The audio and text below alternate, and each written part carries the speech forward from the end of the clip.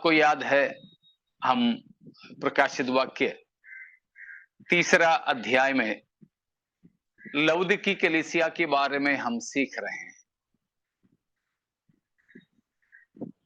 हमें याद है कि प्रकाशित वाक्य पहले अध्याय में प्रभु यीशु मसीह का बहुतायता की महिमा की दर्शन यूहन्ना ने पाया था, और उसमें हमने पाया जो बातें तूने देखी है। तो प्रभु यीशु मसीह के महिमामय दर्शन यूहन्ना ने देखा, और ऐसा देखा कि जब यीशु मसीह संसार में थे, यूहन्ना यीशु के छाती की ओर लिपट जाता था। यहां तक कि यीशु मसीह के क्रूसीकरण के समय में भी यूहन्ना यीशु मसीह को छोड़ा नहीं।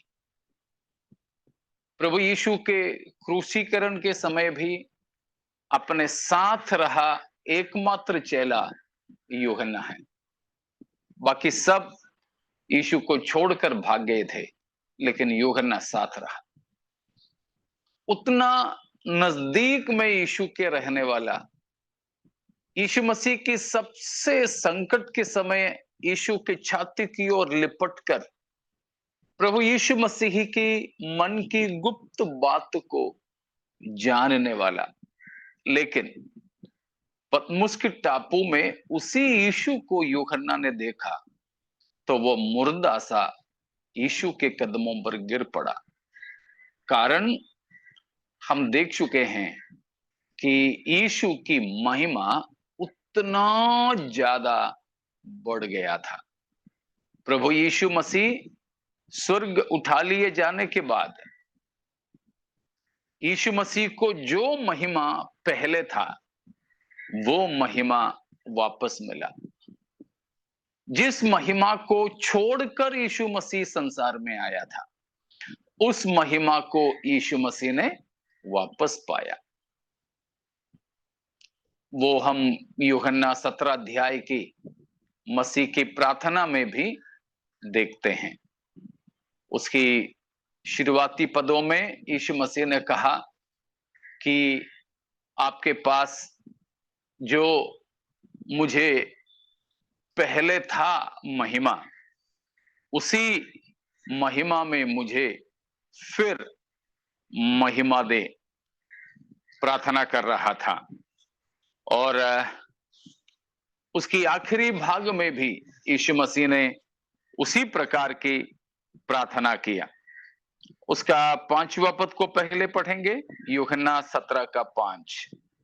अब हे पिता, तू अपने साथ मेरी महिमा उस महिमा से कर जो जगत के सृष्टि से पहले मेरी साथ थी। सृष्टि से पहले यीशु को जो महिमा पिता के पास और साथ में था, उस महिमा को छोड़कर यीशु मसीह जगत में आया था। लेकिन जगत में अपने सेवकाई पूरा करने के बाद पिता से प्रार्थना कर रहे हैं, मुझे उस महिमा वापस दे। अब उसकी 24वां वचन।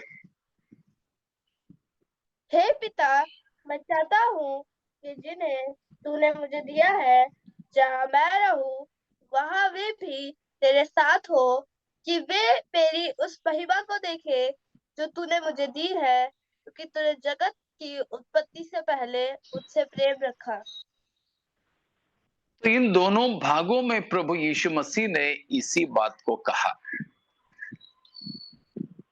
कि प्रभु यीशु को जगत में आने से पहले, और पीछे जाएं तो सारी सृष्टि से पहले ही जो महिमा था, उसी महिमा में प्रभु यीशु मसीह स्वर्ग उठा लिए जाने के बाद वापस पहुंचा।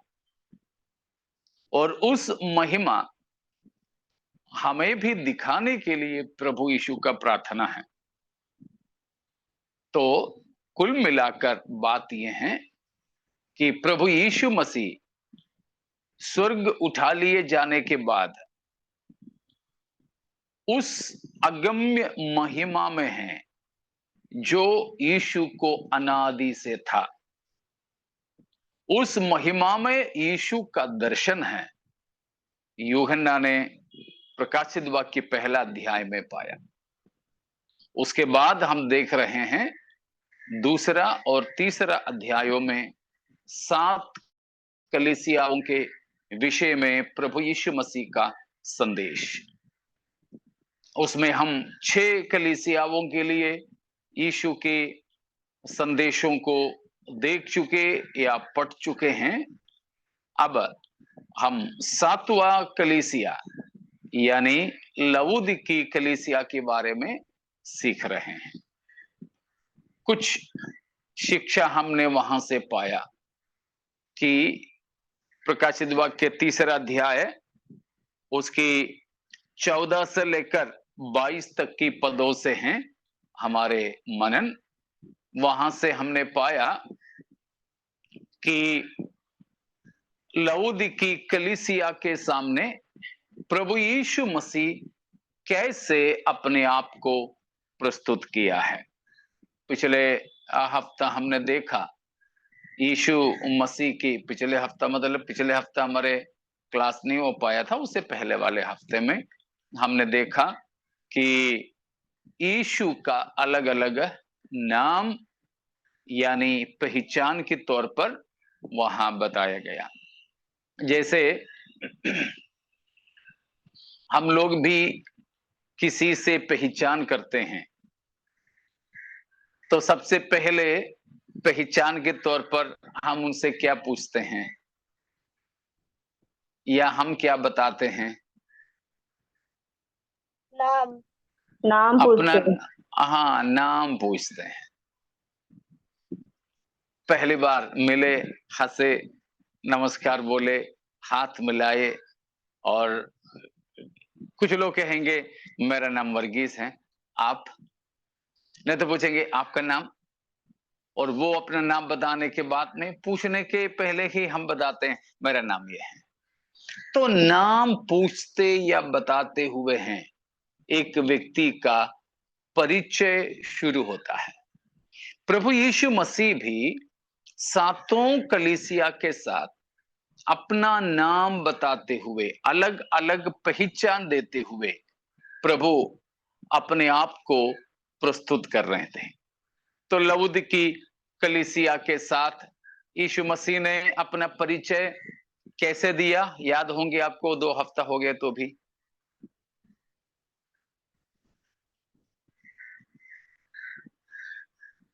आमीन आमीन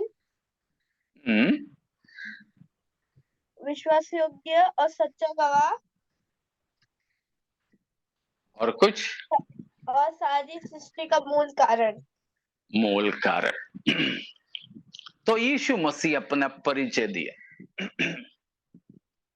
यीशु मसीह का नाम आमीन और विश्वास योग्य और सच्चा गवाह है। सारी सृष्टि का वह मूल कारण है। तो ये सब बातें हमने देखा। अब और लवोदिकी शहर के बारे में भी, लवोदिकी कलीसिया के शुरुआत के बारे में भी, पृष्ठभूमि के बारे में भी हम देख चुके हैं। इसलिए अभी हम ये कोशिश करेंगे सारदीस की, लवोदिकिया की कलीसिया के बारे में, उस कलीसिया की हालात, उसके बारे में हम देखेंगे। पिछले 6 कलीसियाओं में हमने देखा कि यीशु मसीह उन कलीसियाओं के बारे में कमेंडेशन करते थे, उनकी सराहना करता था, उनकी कुछ पॉजिटिव बातों के बारे में, उनकी अच्छाइयों के बारे में प्रभु यीशु मसीह उन्हें बताता था। लेकिन हमने ये भी देखा कलीसियाओं की नकारात्मक बातें, उनकी कमी घटियों के बारे में भी यीशु मसीह बताता था। Commendation as well as condemnation, ये दोनों कलीसियाओं के बारे में बताता था। लेकिन दो कलीसिया ऐसी थी जिसके बारे में प्रभु यीशु मसीह ने कोई भी नेगेटिव चीज, कंडेमनेशन की चीज, नकारात्मक बातें, कमी के बारे में नहीं बताया। याद है ना कौन कौन सी कलीसिया है? Smyrna, Philadelphia. स्मरना और फिलाडेल्फिया की कलीसिया, इन दोनों के बारे में यीशु मसीह ने कोई भी गलती के बारे में नहीं बताया। अब जब हम लवोदिकिया में आते हैं तो उसका एकदम उल्टा एक चीज देख सकते हैं। वो ये है कि लवोदिकी ऐसी एकमात्र कलीसिया है जिसके बारे में यीशु मसीह ने कुछ भी अच्छी बात नहीं कहा। No commendation. 7 इन कलीसियाओं में लवोदिकी कलीसिया ही एकमात्र ऐसी कलीसिया है जिसके बारे में यीशु मसीह ने कुछ भी बात पेट थपथपा करके शाबाशी बोला हो ना।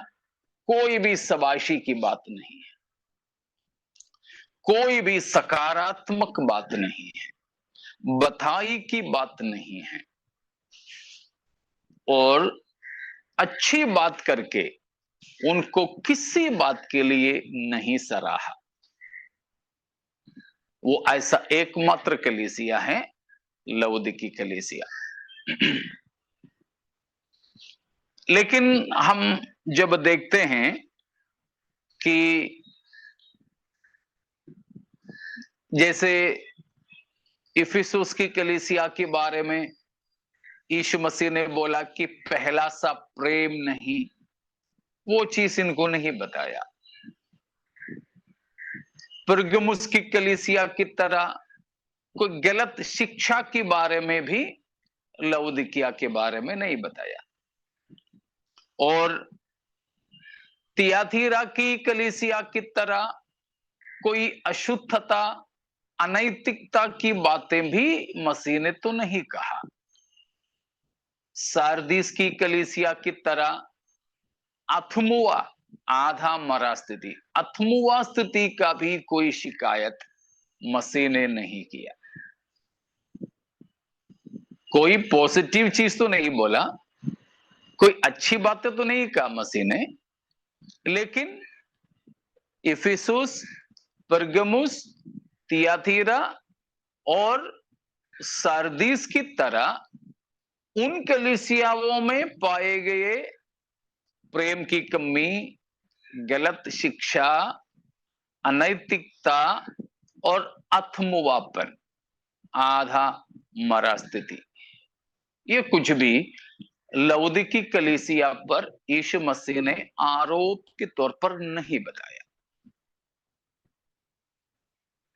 लेकिन हम देखते हैं कि लवोदिकी कलीसिया लगभग अथमुआ नहीं, पूरा ही मरा है। इसीलिए बाकी जो 2 कलीसिया के बारे में कुछ आरोप नहीं, बाकी 4 कलीसियाओं के बारे में जो आरोप लगाया वो कुछ भी इस कलीसिया के बारे में नहीं है। तो भी इस कलीसिया के हालात बड़े गंभीर है। ठीक है, इस कलीसिया की हालात बहुत ही खतरनाक है। इसीलिए अभी हम देखेंगे कि इस कलीसिया के बारे में प्रभु यीशु मसीह ने क्या क्या बताया, इस कलीसिया की हालात क्या है। ठीक है, व्हाट इज द स्टेट और the status of this church at लाउडिशिया।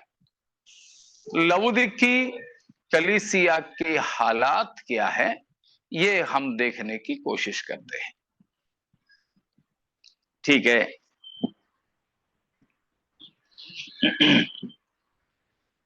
उसका 15वां पद को पढ़ेंगे। मैं तेरे कामों को जानता हूँ कि तू न तो ठंडा और न गर्म है। भला होता कि तू ठंडा या गर्म होता। बाकी कलीसियाओं में जैसे मसीह ने कहा वैसे इधर भी कहा है, मैं तेरे कामों को जानता हूं। मतलब प्रभु यीशु मसीह कलीसिया के बारे में से ही जानकारी रखता है। हमारे प्रभु की जानकारी के सिवाय कलीसिया में कुछ नहीं है। कलीसिया का मतलब कलीसिया के एक एक सदस्य व्यक्तिगत तौर पर एक एक विश्वासी और स्थानीय कलीसिया, लोकल चर्च, टुगेदर, कलेक्टिवली। कलीसिया का मतलब है कलीसिया का एक एक विश्वासी व्यक्तिगत तौर पर, और दूसरा एक झुंड के तौर पर स्थानीय कलीसिया। उसमें संस्था कोई बात की नहीं है। यीशु मसीह हमेशा कलीसिया स्थानीय तौर पर ही देखते हैं। हमारे जमाने में संस्थाएं हैं, संगठन है, ठीक है, सरकार के तौर पर या फिर अन्य किसी भी सुविधाओं के लिए उस प्रकार संगठन बनाते हो, कोई बात नहीं। लेकिन कलीसिया का मतलब बाइबल में हमेशा एक स्थानीय कलीसिया का अर्थ है। तो इधर यीशु मसीह कहता है, मैं तुम्हारे कामों को जानता हूं। कलीसिया में विश्वासियों के प्रति भी और उस पूरी मंडली की प्रति भी हमारे प्रभु की जानकारी के बिना कुछ भी नहीं, चाहे नकारात्मक या सकारात्मक। ठीक है। उसके बाद उसी वचन में हमने पढ़ा है, नीदर कॉल्ड नॉर हॉट। कलीसिया का ये हालात है कि तू ना तो ठंडा ना गर्म। तो ना ठंडा और ना गर्म।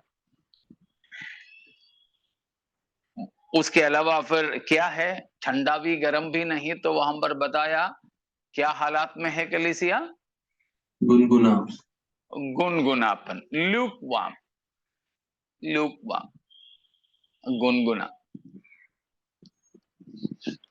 आपको पता है ज्यादातर पास्टर लोग, वो भी केरल वाले पास्टर लोग, गर्म पानी पीते हैं। हम लोग कहीं गांव वगैरह में जाते हैं तो गर्मी है तो चलता है, लेकिन ज्यादा प्रचार वगैरह भी करना होता है तो थोड़ा गर्म पानी पीने से गले में थोड़ा अच्छा लगता है। तो कुछ लोग जानते हैं कि हम लोग गर्म पानी ज्यादातर पीते हैं, तो गांवों में जाते हैं तो हमारे साथी पास्टर लोग वहां के लोगों को बताते हैं, ये पास्टर जी ठंडा पानी नहीं पीता, गर्म पानी पीता, तो गर्म पानी दे देना। ठीक है। ये लोग क्या करते हैं, पानी लेकर थोड़ा सा गुनगुना करते हैं और उसके बाद लाकर देते हैं। ऐसा पानी पीने की इच्छा नहीं होता है। मुझे याद है मेरे बचपन में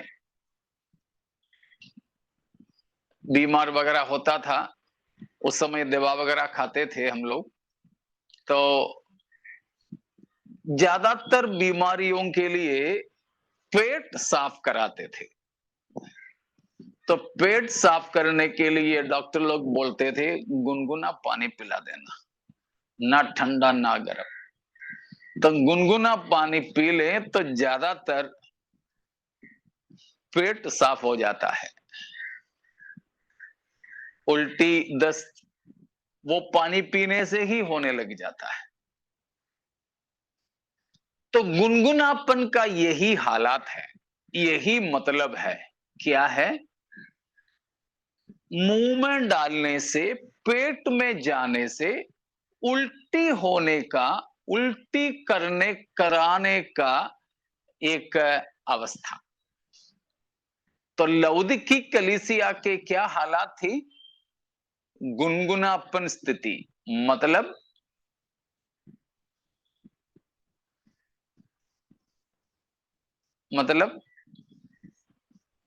उल्टी करने की स्थिति, उल्टी, बीमार स्थिति, उल्टी करने की स्थिति। इसीलिए प्रभु यीशु मसीह ने कहा 16वां पद में, 16वां पद, इसलिए कि तू गुनगुना है और न ठंडा और न गर्म, मैं तुझे अपने मुंह में से गलने पर हूँ। मैं अपने मुंह में से तुम्हें उगलने पर हूं, उल्टी करने पर हूं। तो कलीसिया की गुनगुनापन का मतलब है कि प्रभु यीशु मसीह उनको उल्टी करने की स्थिति में था, अपनाने की स्थिति में नहीं था, परंतु निकालने की स्थिति में। समझ में आ रहा ना?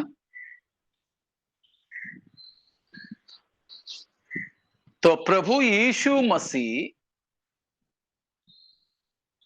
इस लवुदिकी कलीसिया को अपनाने वाला स्थिति में नहीं था, परंतु फेंकने वाला, उल्टी करने वाला स्थिति में था। ठीक है? तो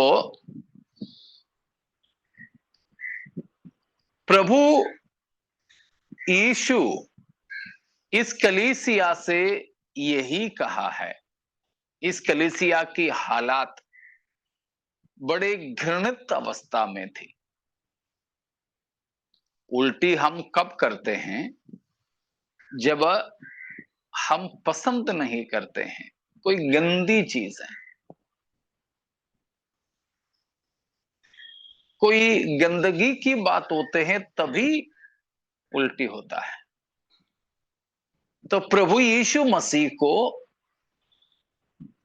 उल्टी कराने लायक स्थिति में लौदीकी कलीसिया की हालत थी। वो है गुनगुनापन, ना गरम ना ठंडा। कलीसिया की स्थिति घृणित स्थिति। प्रकाशित वाक्य के ही भाषा में बोले, घिनौने स्थिति,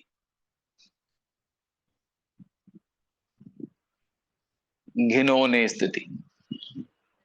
इसलिए है 21 की 8वां पद में मसीह ने बताया, जो नरक जाने वालों का एक तालिका दिया है, उसमें बताया अविश्वासी और घिनौने। कौन है घिनौने? लवुदिकी कलीसिया की हालत में घृणित अवस्था में रहने वाले, जिनको कोई खाने की चीज होता है जिससे हमें खाने का इच्छा नहीं होता है। अभी तरह तरह के आम का समय था, गर्मी, शायद अभी भी बाजार में आम है, लेकिन बरसात लगने के बाद आम विश्वास करके नहीं खा सकते हैं। मुझे याद है, मैं एक बार, शायद कोरोना से पहले था, इधर बाजार में गया। मैं हर बार जो सामान लेता था उसी के पास में कुछ आम रखा था। बोला कि सस्ता में दे दूंगा, आप ले जाओ। ठीक है, मैं लेकर गया। उसमें दशहरी था और भी किसी किसी आम था। तो बच्चों को दशहरी बहुत पसंद रहता है चूसने के लिए। तो मैंने बोला ठीक है, लेकिन यूं ही लेके चूसने की बजाय मुझे ऐसे लगा कि जरा देख ही लेता हूं कैसा है। देखा तो अंदर पूरे कीड़े, एक में कीड़ा निकला तो दूसरा खोल करके देखा, उसमें उससे भी ज्यादा, पूरे की पूरा फेंकना पड़ा। बारिश में यही दिक्कत होता है।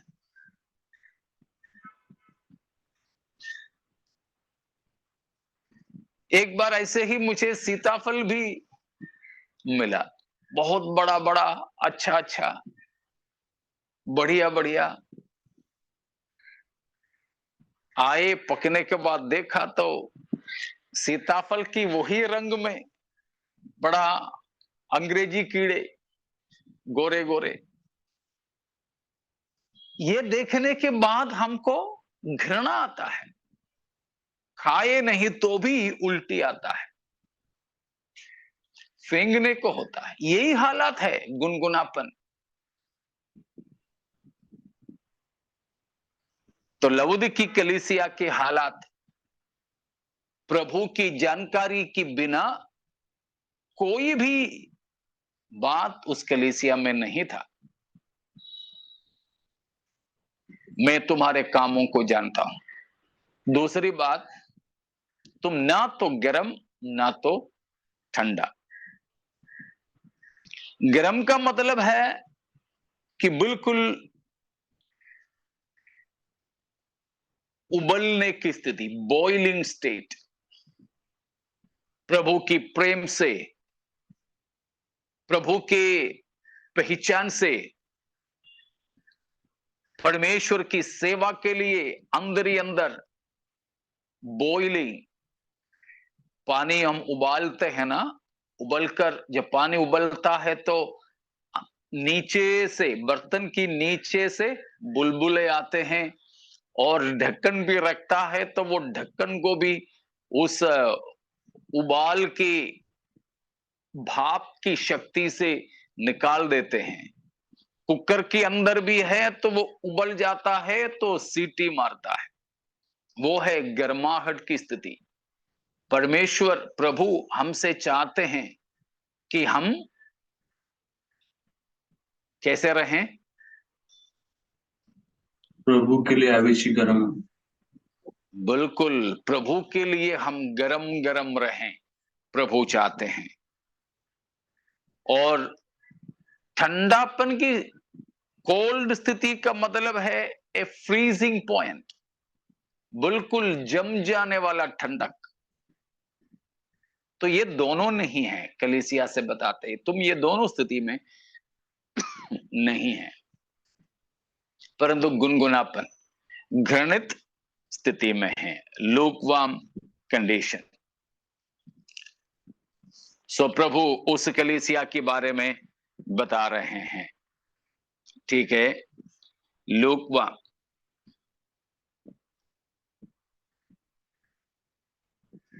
मतलब उल्टी कराने की स्थिति में, उगलाने की स्थिति में, थूकते रहते हैं। कोई चीज जो हमारे पसंद का नहीं है तो हम बार बार थूकते हैं, वही स्थिति। ऐसे नहीं हो। ठीक है, अगला कलीसिया की स्थिति है, उसका 17वां पद को पढ़ेंगे। वो कहता है कि मैं धनी हूँ और धनवान हो गया हूँ, और मुझे किसी वस्तु की घटी नहीं, और यह नहीं जानता कि तू अभागा और तुच्छ बस और बस, कंगाल। रुकिए, बाकी बाद में आएंगे। तो इतना जो हमने देखा, तू कहता तो है, तू कौन है? धनी, मैं धनवान हो गया हूं, मुझे किसी बात की घटी नहीं है। उसका मतलब है इन तीनों बातों को लेकर के हम ये कह सकते हैं the Laodicean church is a proud church, a proud church, a self satisfied church. लउदीकी कलीसिया की अगला हालात है घमंडी कलीसिया, प्राउड, घमंडी कलीसिया, और अपने आप से संतुष्ट रहने वाली कलीसिया, अपने आप में संतोष या संतुष्ट रहने वाली कलीसिया, ए self satisfied and A proud church. खुद ही के बारे में बताते हैं, मैं धनवान हूं, मैं धनी हूं, धनवान हो गया हूं, मुझे किसी चीज की घटी नहीं है। ए self boasting church, not only self satisfied but also a self boasting church, अपने आप में घमंड करने वाली कलीसिया। ठीक है, ये है कलीसिया का अगले हालात। या सुरजीत ब्रदर बाकी पढ़िए। लेकिन और यह नहीं जानता कि तू अभागा और तुच्छ और कंगाल और अंधा हो और नंगा है। वहां पर कलीसिया की अगली हालात है ignorant about the original status of the church, अपने निज अवस्था के बारे में अनजान है, अज्ञात है। ignorant about the original condition, अपने असली अवस्था के बारे में न जानने वाली कलीसिया। घमंडियों के तो यही हाल हमेशा रहता है, अपना निज अवस्था को जानते भी नहीं, जाने तो भी मानेंगे भी नहीं। हमेशा ये घमंडियों का एक गलती है।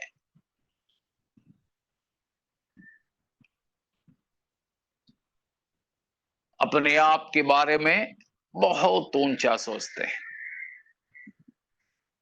कल भी हम लोग कपटियों के बारे में पढ़े थे। कपटी अपने बारे में बहुत ऊंचा सोचते हैं। बच्चों के स्कूल में शायद ये लेसन होगा। मैं अपने हाई स्कूल के समय में या हाई स्कूल के समय में शायद स्कूल में पढ़ाई किया था कि एक राजा अपना नया वस्त्र दिखाने के लिए पूरा देश में घूमने लगा। कोई विशेष कलाकार ने उनके लिए तैयार किया हुआ वस्त्र था। उसकी गरिमा दिखाने के लिए वो वस्त्र पहनकर वो राजमार्ग से निकलेगा। पहले से ऐलान किया तो अपने राजा का नया पोशाक को देखने के लिए सब लोग सड़क के दोनों किनारे पे खड़े हो गए। आप पढ़ चुके होंगे, सुन चुके होंगे। राजा तो अपना नया वस्त्र पहन करके निकले। सब लोग मंत्री से लेकर, रानियों से लेकर, मंत्रियों से लेकर सब प्रजा के लोग भी राजा का नया वस्त्र बहुत बढ़िया बढ़िया करके चिल्लाने लगे। तो उस दौरान एक आवारा लड़का वो बोलने लगे, ए पप्पी शेम शेम, ये राजा नंगा है, राजा नंगा है। मंत्री लोगों ने, सिपाहियों ने लड़के को मारने के लिए पकड़ा, लेकिन राजा भी सुन लिया लड़का की चिल्लाना। तब है राजा ने भी ध्यान दिया तो कपड़ा उतारा तो था, लेकिन नया पहना नहीं था, नंगा ही था वो। लेकिन सब लोगों ने बोला राजा का कपड़ा बहुत बढ़िया है, तो राजा ने भी सोचा सब लोग बोल रहे तो मैंने कपड़ा पहना होगा। स्कूल में मैंने पढ़ा हुआ एक पाठ में था ये। तो जब विवस्त्र है राजा, लेकिन वो खुद भी सोचता है कि मेरा कपड़ा बहुत बढ़िया है, लोग भी उसकी तारीफ कर रहे हैं। ये कपटी और घमंडियों का काम है। यहां पर कपटी और घमंडी होकर के ये कलीसिया रहने के कारण अपने निज अवस्था नहीं पहचान पाया। कलीसिया की निज अवस्था क्या है? कलीसिया की निज अवस्था, कलीसिया के बारे में अपना गवाही क्या है? मैं धनवान, मैं धनी हो गया, मुझे किसी चीज की कमी नहीं। ये बोल करके कॉलर पकड़ता है, टाई खींचता है, सब सही करता है, सीना तानता है, सिर ऊंचा करता है, घमंड कर रहा है। लेकिन उनकी असली हालात क्या है? अभागा, तुच्छ, कंगाल, अंधा, नंगा। हालेलुया। 5 स्थिति कम से कम हमें देखने को मिलेगा।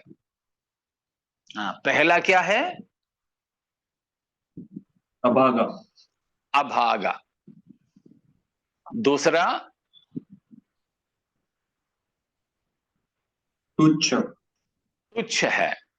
तीसरा कंगाल, कंगाल है। चौथा अंधा, अंधा। और पांचवा नंगा। नंगा। एक और चीज है, इन 5 स्थिति से भी बड़े खतरनाक है। 20वां पद में 20, देख, मैं द्वार पर खड़ा हुआ खटखटाता हूँ।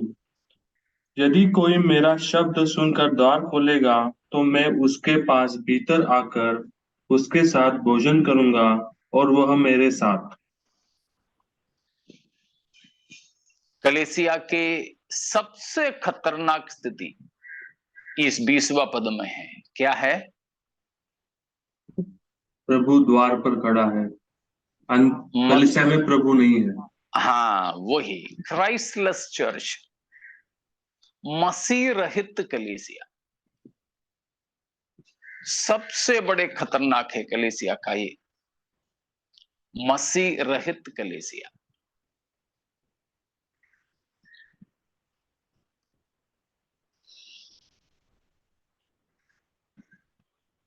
इस बात को हमें बहुत गंभीरता से समझना चाहिए।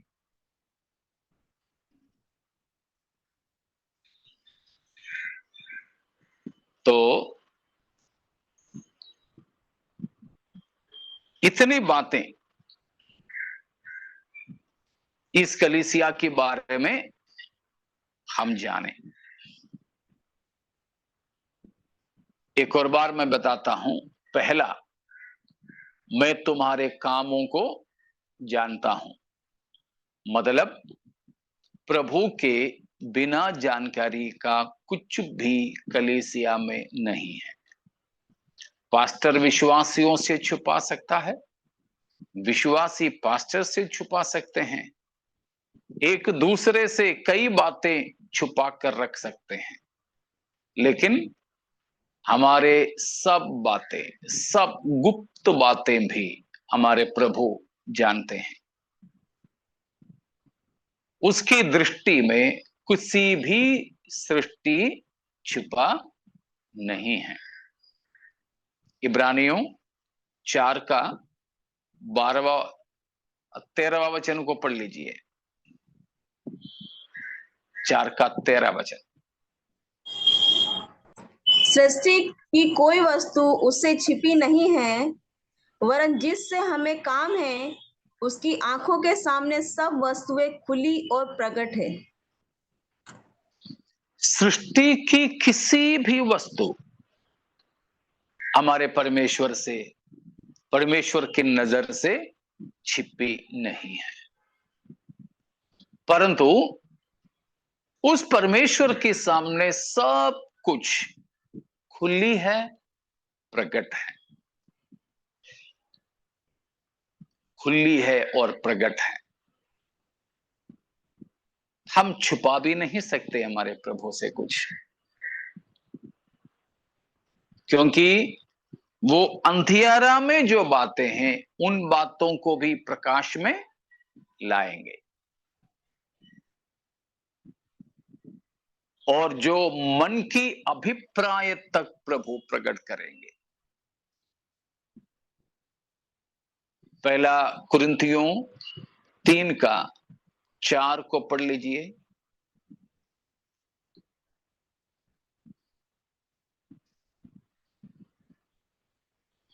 क्योंकि अब तक शारीरिक हो, इसीलिए कि जब तुम में डाह और झगड़ा है। सॉरी बेटा, 4 का, 3 का नहीं, 4 का।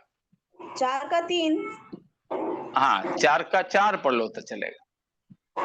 क्योंकि मेरा मन मुझे किसी बात में दोषी नहीं ठहराता, परंतु इससे मैं निर्दोष नहीं ठहरता, क्योंकि मेरा परखने वाला प्रभु है। अगला वचन। इसीलिए जब तक प्रभु न आए, समय से पहले किसी बात का न्याय न करो।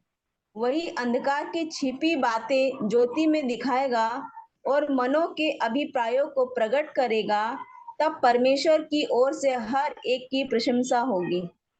Praise God. पौलुस कोई पौलुस की पेशी करने के बारे में बता रहा है। पौलुस बोलता है, तुम लोग कोई मेरी पेशी लो तो मुझे कोई बात ही नहीं है।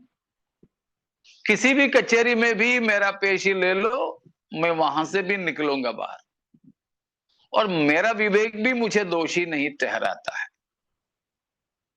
आप कोई मुझे दोषी नहीं ठहरा पाओगे, मेरी खुद का विवेक भी मुझे दोषी नहीं ठहराए तो भी मतलब ये नहीं कि मैं निर्दोष हूं।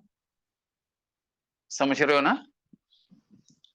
शायद आप मेरी पेशी ले लोगे, मैं आपसे भी बोलने के लिए निपुण हूं तो मैं आपको हरा दूंगा, आपकी बातों को मैं काटूंगा, मेरे बातों के सामने आप नहीं ठहर पाओगे। कोर्ट में भी, कचहरी में भी तो वही होता है। अगर वकील अच्छा मिल गया तो बाहर निकल सकते हैं बोली की वजह से। और खुद की भी विवेक कई बार हमको दोषी नहीं ठहराते हैं, खुद भी सोचते हैं मैं ठीक हूं, मैं ठीक हूं। लेकिन पौलुस बोलता है, इन दोनों से भी मैं निर्दोष या धर्मी नहीं ठहरूंगा, क्योंकि मेरा परखने वाला प्रभु है, परमेश्वर है। मेरा परखने वाला प्रभु है। कौन प्रभु? जो अंधकार में छिपी बातों को ज्योति में लाएगा और मन की अभिप्रायों को भी प्रकट करेगा। हमारे परमेश्वर को जान लीजिए क्या करने वाला है। हमारे, हाँ जी बोलिए।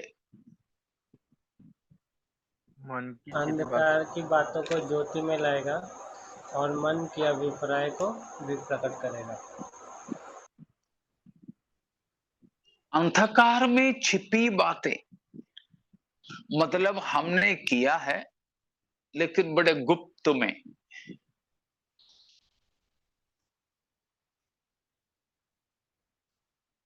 परसों केरल में एक बड़ी घटना हुआ, हमारे घर के पास में है, हम लोग लेकिन घर नहीं जानते हैं। हमारे गांव में हुआ।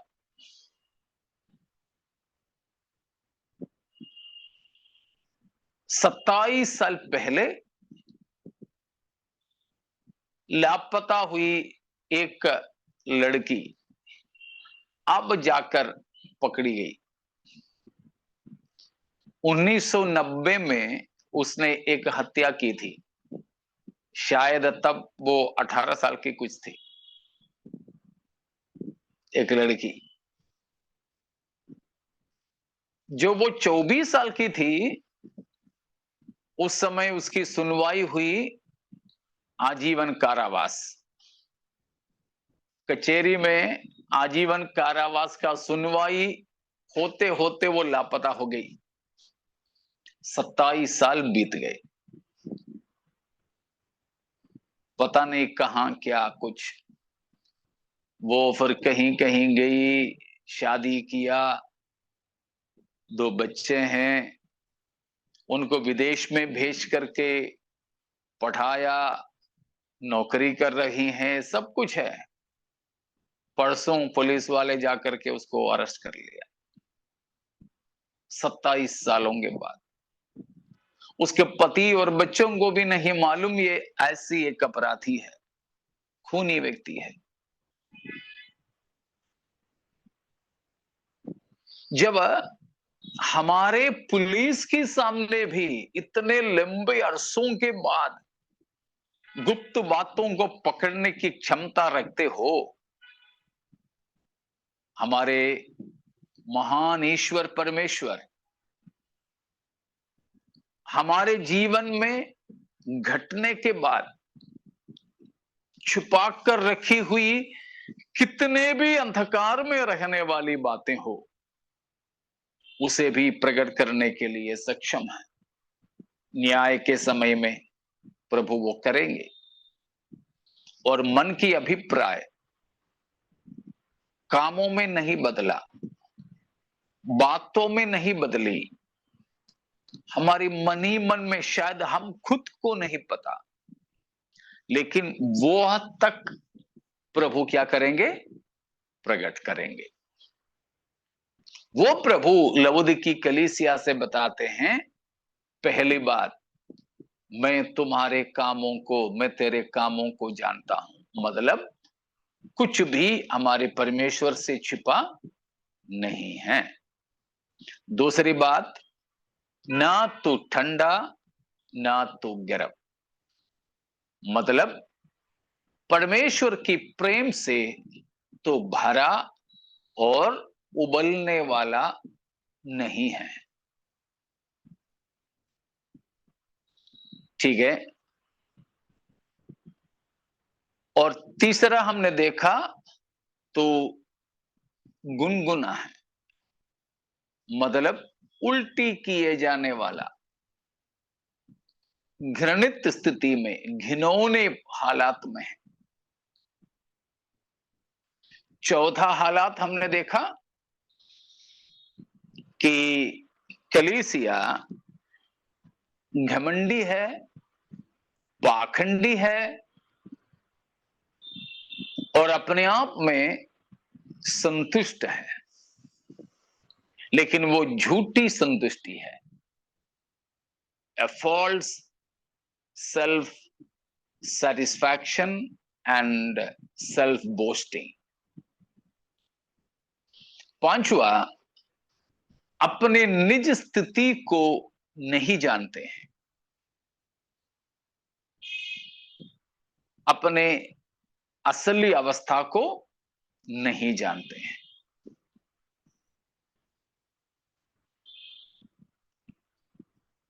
ठीक है। और उससे पहले हमने देखा इस कलीसिया के बारे में यीशु मसीह ने कुछ भी बात सराहने का नहीं कहा है,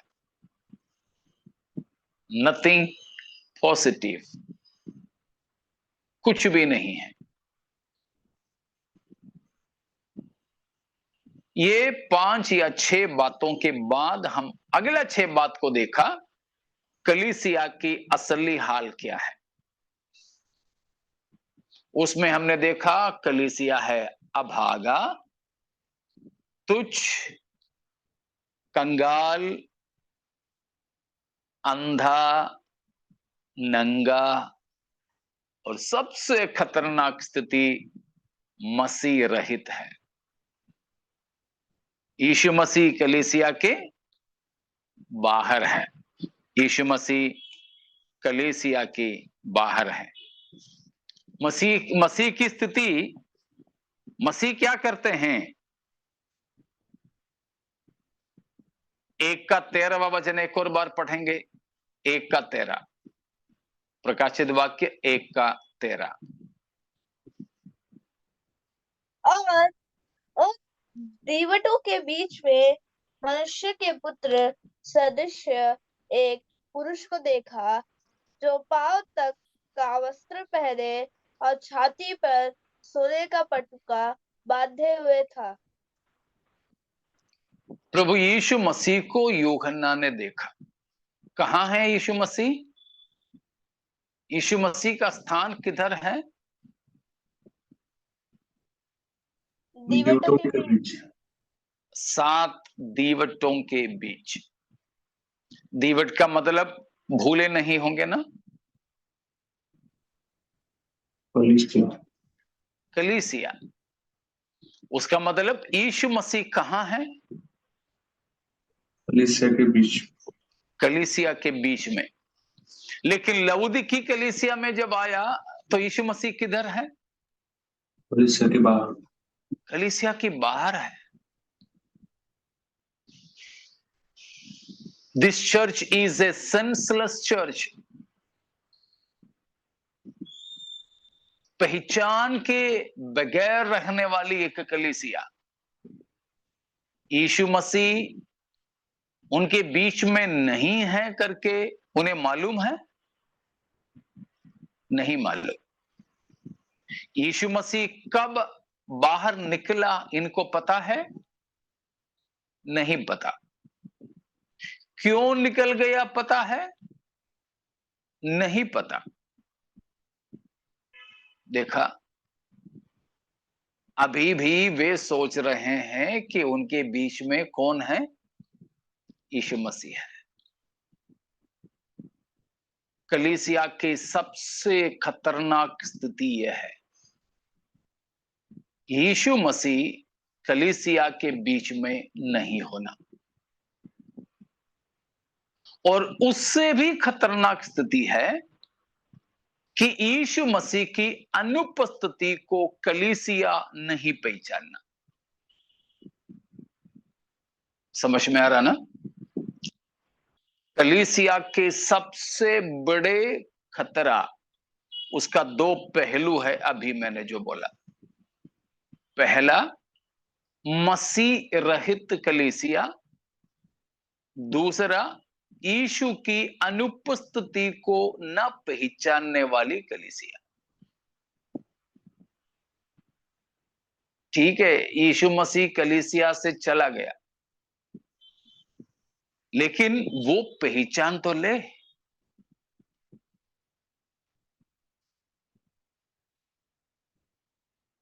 बिजली चला गया, ये पहचान तो ले। कुछ दिन पहले मेरे एक मित्र, पास्टर ही है, मुझे फोन किया। हम लोग बात कर रहे थे। शायद हम लोग जब पिछले महीना गांव जा रहे थे तब की बात है। मैं यात्रा में था तो बीच बीच में नेटवर्क कट जाता था। ये भाई साहब बात कर रहा था, बात करते करते फोन तो कट गया और नेटवर्क क्षेत्र से बाहर था, इसलिए कुछ मिनटों के बाद ही मैं दोबारा उनको कॉल कर सका। जब मैंने दोबारा उनको कॉल किया तब बोलता है, अरे पास्टर फोन कट गया था क्या? मैं तो वो बात करते जा रहा था, मुझे पता ही नहीं चला। मैंने उनको बोला कि आपने फलानी बात कहा ना, तब तक मैंने सुना, उसके बाद आपने जो भी बोला मैंने नहीं सुना।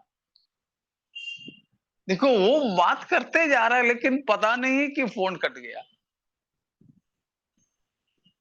फोन कट जाना तो सामान्य बात है, लेकिन वो जानना तो चाहिए।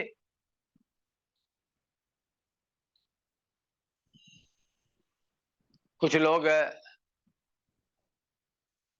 शायद लाइट जला के बैठे बैठे भी बात करते हैं तो सुनने वाला तो सो जाता है, लेकिन सामने वाला बोलता चला जा रहा, बोलता चला जा रहा। कई बार हमको भी ऐसा अनुभव हुआ होगा। कुछ लोग दोस्त लोग हैं, शायद भाई बहन लोग हैं, लेटने जाते हैं, लाइट भी बंद कर लेते हैं, बिस्तर पे लेट कर बातें करते हैं, तो बोलने वाला बोलता आ जाता है, सामने वाला खर्राटे लेते तब पता चलता। कई बार यही तो बड़ा खतरा है। यीशु मसीह कलीसिया के बीच में से चला गया, लेकिन ये पहचानने वाले कोई नहीं है, कोई नहीं है। यह है सबसे बड़ी खतरा। तो हमारी कलीसियाएं ऐसी कलीसियाएं ना बने।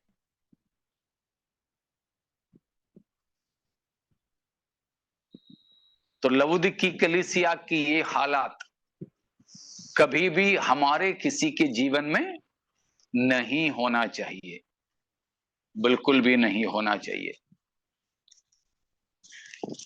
तो विलियम बार्कले करके एक लेखक है, उन्होंने लिखा हुआ एक बात मैं इस सिलसिले में कई जगहों पर बताता हूं। उन्होंने इस प्रकार कहा कि एक कलीसिया शायद बहुत ही वाइब्रेंट कलीसिया होगी। आपने देखे होंगे ऐसी कलीसियाओं को कि किसी किसी कलीसिया में जाते हैं तो वहां बहुत एनर्जी रहता है, बहुत ही जोशीले कलीसियाएं रहते हैं, है ना,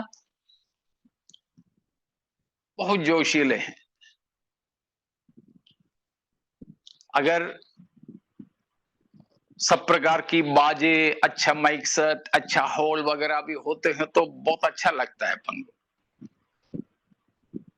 तो उन्होंने कहा हियर इज ए वार्निंग, एक चेतावनी है।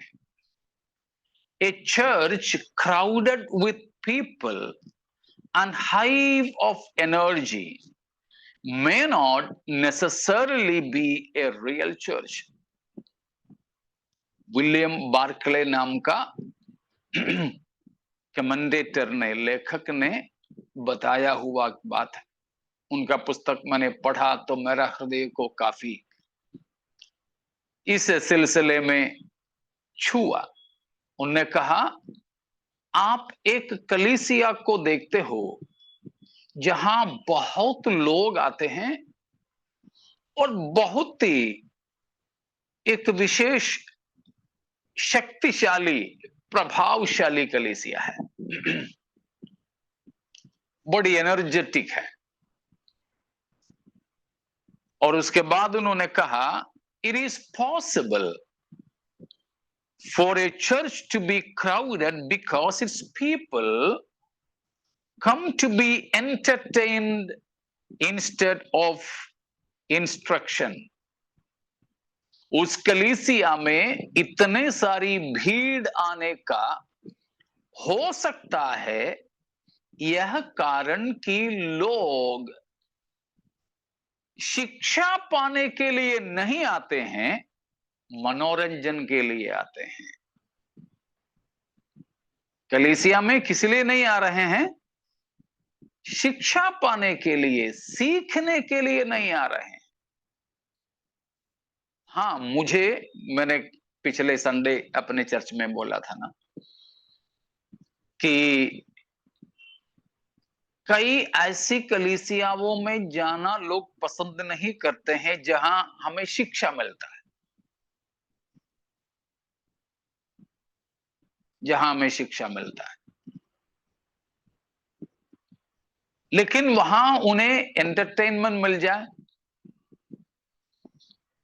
मनोरंजन की स्थिति मिल जाए, लोग पसंद करेंगे ऐसी कलीसिया। ऐसी कलीसियाओं में भीड़ भी इकट्ठे होंगे। और उसके बाद उन्होंने कहा, and people may be coming there to be soothed instead of confronted with the fact of sin and free offer of salvation. लोग वहां पर इसीलिए नहीं आते होंगे कि वे पापी है जानकर और सेत में फ्री में मिलने वाली उद्धार पाने के लिए, फिर किस लिए आते होंगे? सोते, हाँ, थोड़ा सा बोझ हल्का करने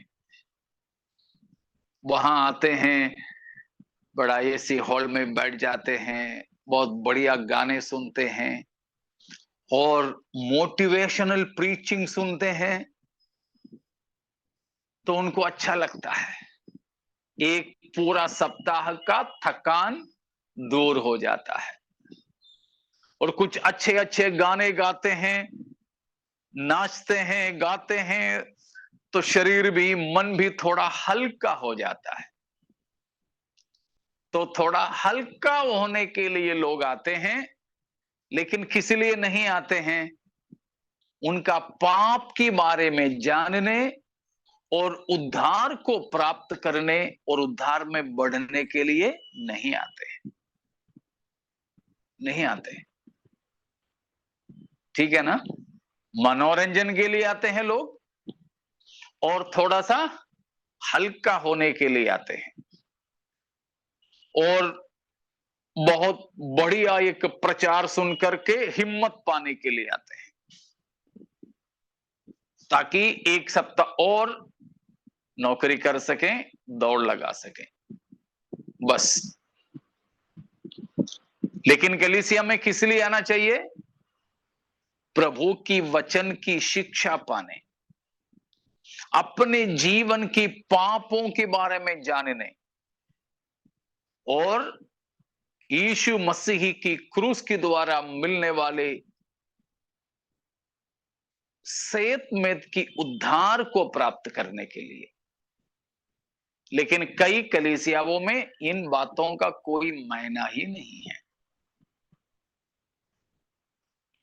उसके बाद ये लेखक ने कहा कि if so, such a church may be a highly successful Christian club rather than a real Christian congregation. अगर एक कलीसिया इस तरह का है, चाहे वहां कितने भी ज्यादा लोग आए, बढ़िया बढ़िया काम हो, वह एक मसीही मंडली नहीं हो सकता है। ज्यादा से ज्यादा वो क्या ही होगा?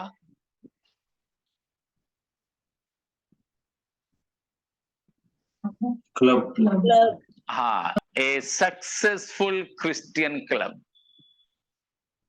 एक सक्सेसफुल, हाँ सक्सेसफुल वो भी जोड़ लो, एक सफलता पूर्वक काम करने वाली एक मसीही क्रीड़ा मंडल हो सकता है, क्लब हो सकता है। लोग सब आते हैं, मनोरंजन होता है। ज्यादातर कलीसिया में एक ही स्तर के लोग आते हैं ना। हाँ, कलीसिया में आते हैं तो अगर मान लीजिए इंजीनियर लोग हैं, तो इंजीनियर लोग सब एक साथ में जुड़ जाते हैं। डॉक्टर लोग हैं तो वे लोगों का सबका एक ही झुंड होता है। जवानों का ठीक है, उन किसी का मिलना जुलना कोई गलत नहीं है, लेकिन ऐसा ही एक क्रीड़ा संस्कृति को पैदा कर देते हैं। लेकिन नहीं, कलीसिया में बड़े बड़े लोग आते हो, बहुत बड़ी कलीसिया हो, बहुत से लोग आते हो, इन किसी से नहीं है मतलब। कलीसिया का सबसे मुख्य पहचान हमारे पुनरुत्थान पाया हुआ प्रभु यीशु मसीह की उपस्थिति है। Praise God. हमेशा आप कलीसिया को ढूंढोगे, शायद आप बदली होते रहते हैं, ये शहर से वो शहर, ये गांव से वो गांव, तो चर्च भी आपको बदलना पड़ता होगा, लेकिन आप ये पक्का करें कि ऐसी मंडली में जाएं जहां हमारे पुनरुत्थान पाया प्रभु यीशु मसीह की उपस्थिति भरपूर है। ये जानना चाहिए। बाकी कोई आए नहीं आए मतलब नहीं, लेकिन ये देखें यीशु मसीह उस कलीसिया में आता है या नहीं। आपने शायद सुने होंगे, एक कहानी है या घटना है मुझे नहीं पता, सुना कि ये हकीकत है करके, कि विदेश में है एक बड़ा कोई आदमी का, एक अफसर का ड्राइवर, लेकिन वो एक काला अफ्रीका का मनुष्य था। वो एक उद्धार पाया हुआ था। उनका बॉस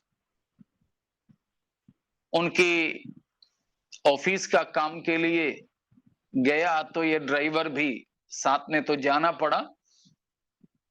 उनका बॉस का कोई कार्यालय की बात हो रही है, तो ये जो अफ्रीका वाला काला वाला ड्राइवर पास में कोई चर्च ढूंढा, चर्च में गया, लेकिन वहां जब गया तो वहां के लोगों ने बोला कि यह कालों का चर्च नहीं है, ये गोरों का चर्च है। कालों का चर्च इतना दूरी पर है, आप जा सकते हो। वो आदमी को अंदर चर्च में जाने को नहीं मिला बोलते हैं। वो दुखी होकर बाहर निकल के शोक मना रहा था अपने कार में आके, तो बोलते हैं कि यीशु मसीह उसके पास आया, पूछा बेटा तू क्यों व्याकुल है?